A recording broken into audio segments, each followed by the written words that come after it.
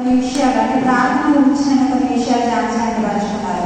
అందులో హన్నా ప్రార్థన గురించి ఉంది, మరి అబ్రహాం శారీ గురించి ఉంది, మరి యేసుక్రీస్తు ప్రార్థన గురించి. అంతేకాకుండా తన అనుదిన జీవితంలో తాను చేసే ప్రార్థన కూడా మనకు ఎలా ఏ విధంగా చేస్తానన్న విషయం కూడా షేర్ చేసుకున్నాం. చాలా నచ్చింది నాకు విషయం. దాని కంటిన్యూషన్గానే నేను కూడా ప్రార్థన అనే టాపిక్ మీద ఈరోజు తీసుకున్నాను. దాని ఎక్స్టెన్షన్ ప్రార్థన అనే దాని మీద ఇంకొంచెం ఎక్స్టెన్షన్ అన్నమాట ఇది. ఇప్పుడు ఫర్ ఎగ్జాంపుల్ మనము మన సంఘానికి ఎవరైనా కొత్త వ్యక్తులు వచ్చారనుకోండి, ఒక కొత్త కుటుంబం ఎవరో వచ్చారు. అప్పుడు మామూలు మెన్స్ ఫెలోషిప్ జరిగింది. అందులో ఒకరు కొత్త వ్యక్తి వచ్చారు. మెన్స్ ఫెలోషిప్ అయిపోయింది, అందరూ కూర్చొని లాస్ట్లో టీ తాగుతున్నారు అనుకుందాం. ఆ పైగా ఆ వ్యక్తిని మన సంఘ పురుషులకు వాళ్ళకి పరిచయం చేస్తున్నారు. ఎలా జరుగుతుంటారు మామూలుగా? ఈయన సో అండ్ సో, ఈయన మా భర్త అనుకోండి, ఈయన ఆనంద్, ఈయన సునీల్ బాబు, ఈయన రమేష్ నాయక్ గారు, ఈయన జోసఫ్ గారు అని అన్నప్పుడు కొంచెం పాజ్ అన్నమాట. ఏంటంటే ఇప్పుడు ఆయన గురించి ఒక మాటనే చెప్పాలి. ఇట్లా ఈయన మన దగ్గర జరిగే కార్యక్రమాలని మెసేజెస్ కానీ అన్నీ కూడా ఆయన షూట్ చేస్తారు, వీడియో తీస్తారు, ఫోటోలు తీస్తారు, మన చర్చ్ కార్యక్రమాలన్నీ యూట్యూబ్లో పెడుతుంటారు, టెక్నికల్లీ మనకు బాగా సపోర్ట్ చేస్తారు అని ఆయన గురించి ఒక మాట చెప్పాల్సిన అవసరం ఉంది. తర్వాత మళ్ళీ ఇంకో సో అండ్ సో అని అనుకుంటా. సపోజ్ మన అంకుల్ వచ్చారనుకోండి, ఆయన గురించి చెప్పేటప్పుడు ఆటోమేటిక్ వచ్చేస్తుంది.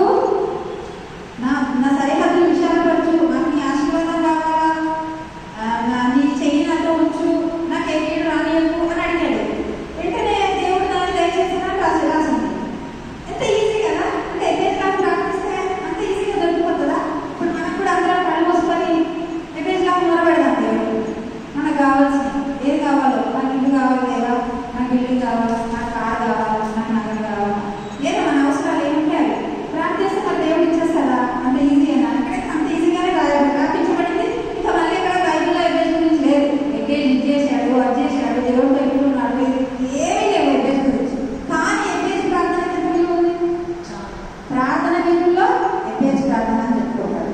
ప్రార్థన గురించి వస్తే ఎబ్బేజు గురించి చెప్పుకుంటారు. ఎందుకు? ఏం చేశాడు? మరి ఇక్కడైతే ఏం కనపడట్లేదు.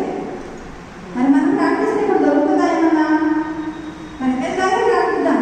ఎబ్బేజుకి దయచేసిన దేవా నాకు దయచేయి. ఇదే వాక్యాన్ని ఎత్తి పట్టుకొని ప్రార్థించాం. ఎబ్బేజుకి దయచేసిన దేవా, ఎబ్బేజు అడగానే తీర్చిన దేవా నాకు కూడా ఇవ్వు అని మనం అందరం ప్రార్థిస్తే మనకి దొరుకుతుందా? ఇప్పుడు ఇంకేమైనా అనిపిస్తుందా అక్కడ దొరుకుతుందని? లేదు. ఏది మరి దాని ఎంత సీక్రెట్ ఏంటి? ఎబ్బేజు ఏం చేశాడు, ఎలా పొందుతున్నాడు? 28:10 సూత్రము కొంత ఇచ్చట కొంత అచ్చట. బైబిల్లో ఎట్లా ఉంటుందంట? కొంత ఇచ్చట కొంత అచ్చట ఉంటుందంట. దాన్ని మనం ఏం చేయాలా? అది కూడా చెప్తున్నాడు. సామెతలు 25:2. దాన్ని ఆయన మరుగు చేసి పెట్టాడు, మనం దాన్ని శోధించి పట్టుకోవాలంట. సరే, మరి ఇప్పుడు ఇది ఏం సంగతి ఉంది? ఇప్పుడు ఎబ్బేజు ఎట్లా వండుకున్నాడు, ఏం చేశాడు, ఏం సంగతి? ఒకటే వాక్యము, అంత స్ట్రాంగ్ అయిన వాక్యము. ఎబ్బేజు పేరు మారిన కొత్త సైన్యంలో ఎట్లా? మళ్ళీ 7:7 ఒకసారి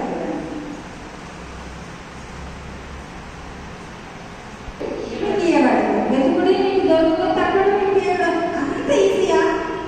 అంత ఈజీయా? అడుగుడి మీకు ఇవ్వబడదు. నేను అడుగుతూనే ఉన్నా రోజు. మరి నాకు అడుగుడి ఇవ్వబడి ఇస్తున్నారా? దొరుకుతుందా వెంటనే? అడుగుడి